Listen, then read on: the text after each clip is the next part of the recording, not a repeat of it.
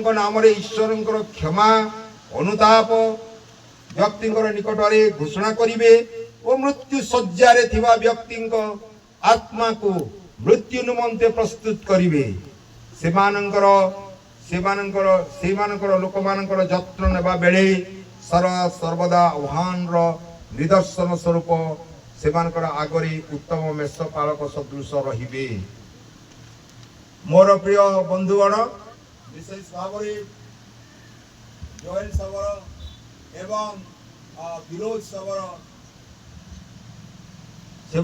ସେମାନଙ୍କୁ କହୁଛି ଏଇ ଦିକନ କାର୍ଯ୍ୟ ସାଧାରଣ ବିଷୟ ନୁହଁ, ଏହା ଲଘୁ ବା ସହଜ ବିଷୟ ନୁହଁ। ଈଶ୍ୱରଙ୍କର ସାହାଯ୍ୟ ନେଇ ଏହି କାର୍ଯ୍ୟର ଭାର ନିଜ ଉପରେ ନେବା ନିମନ୍ତେ ତୁମ୍ଭେ କଣ ଇଚ୍ଛା କରିବ? ଈଶ୍ୱରଙ୍କ ଇଚ୍ଛାରେ ମୁଁ କରିବି। ପବିତ୍ର ଆତ୍ମାଙ୍କ ସାହାଯ୍ୟରେ ତୁମ୍ଭଠାରେ ଥିବା ଈଶ୍ୱରଙ୍କ ଦାନକୁ ଖ୍ରୀଷ୍ଟଙ୍କ ପରିଚୟ ସମସ୍ତ ଲୋକଙ୍କୁ ଦେବା ନିମନ୍ତେ ନିରବଚ୍ଛିନ୍ନ ଭାବେ ତୁମ୍ଭେ କଣ ବ୍ୟବହାର କରିବ? ଈଶ୍ୱରଙ୍କ ଇଚ୍ଛାରେ ମୁଁ କରିବି। ଈଶ୍ୱରଙ୍କ ଦାନ କହିଲେ ତୁମକୁ ଯାହା ଦେଇଛନ୍ତି, ପ୍ରଭୁ ଯେଉଁ ଜ୍ଞାନ ଦେଇଛନ୍ତି, ବୁଦ୍ଧି ଦେଇଛନ୍ତି, ଗୀତ ଗାଇବାରେ ପ୍ରଚାର କରିବାରେ ଏସବୁ ଗୋଟେ ଦାନ ଥାଏ ପବିତ୍ର ଆତ୍ମାଙ୍କର। এই ବିଷୟରେ ମୁଁ ତୁମ ଦାୟିତ୍ୱରେ ଥିବା ଲୋକମାନଙ୍କୁ ଈଶ୍ୱରଙ୍କର ବାକ୍ୟ ପ୍ରଚାର ଓ ଶିକ୍ଷା ଏବଂ ଧର୍ମବିଧି ପାଳନ କରିବାକୁ ବିଶ୍ୱସ୍ତତାର ସହ କଣ ଯତ୍ନ କରିବ? ଈଶ୍ୱରଙ୍କ ଇଚ୍ଛାରେ ମୁଁ କରିବି। ତୁମ ଲୋକମାନଙ୍କର ବିଶ୍ୱସ୍ତ ମେଷପାଳକ ଓ ପ୍ରହରୀ କଣ ତୁମ୍ଭେ ହବ?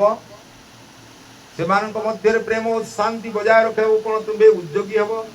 ଓ ପାପୀମାନଙ୍କୁ ଅନୁତାପ କରିବାକୁ, ଉତ୍ସାହିତ କରିବାକୁ, ଈଶ୍ୱରଙ୍କ କ୍ଷମା ସେମାନଙ୍କ ନିକଟରେ ପ୍ରକାଶ କରିବାକୁ କଣ ତୁମ୍ଭେ ଯତ୍ନଶୀଳ ହେବ? ଈଶ୍ୱରଙ୍କ ଇଚ୍ଛାରେ ମୁଁ କରିବି। ଖ୍ରୀଷ୍ଟଙ୍କ ହେତୁ ଅସୁସ୍ଥ ଲୋକମାନଙ୍କୁ ପରିଦର୍ଶନ କରିବାରେ, ଦରିଦ୍ର ଓ ଅଭାବଗ୍ରସ୍ତ ଲୋକମାନଙ୍କୁ ଯତ୍ନ ନେବାରେ ଓ ନିର୍ଯାତିତ ଲୋକମାନଙ୍କୁ ସାହାଯ୍ୟ କରିବାରେ କଣ ତୁମେ ବିଶ୍ୱସ୍ତ ହେବ? ଈଶ୍ୱରଙ୍କ ଇଚ୍ଛାରେ ମୁଁ କରିବି।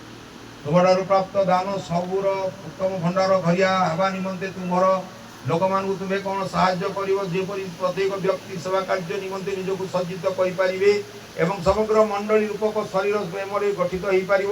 ଈଶ୍ୱରଙ୍କ ଇଚ୍ଛାରେ ମୁଁ କରିବି। ତୁମେ ବିଶ୍ୱାସ କର ଯେ ତୁମ୍ଭେ ଉତ୍ତର ଭାରତ ମଣ୍ଡଳୀର ସେବା କାର୍ଯ୍ୟର ପରିସର ମଧ୍ୟରେ ଏହି ସେବାକୁ କାର୍ଯ୍ୟକୁ ବ୍ୟବହାର କରିବାକୁ ଆହ୍ୱାନ ପ୍ରାପ୍ତ। ଆଉ ଥରେ କହୁଛି, ତୁମ୍ଭେ ବିଶ୍ୱାସ କର ଯେ ତୁମ୍ଭେ ଉତ୍ତର ଭାରତ ମଣ୍ଡଳୀର କାର୍ଯ୍ୟ ପରିସର ମଧ୍ୟରେ ଏହି ସେବା କାର୍ଯ୍ୟକୁ ବ୍ୟବହାର କରିବାକୁ ଆହ୍ୱାନ ପ୍ରାପ୍ତ।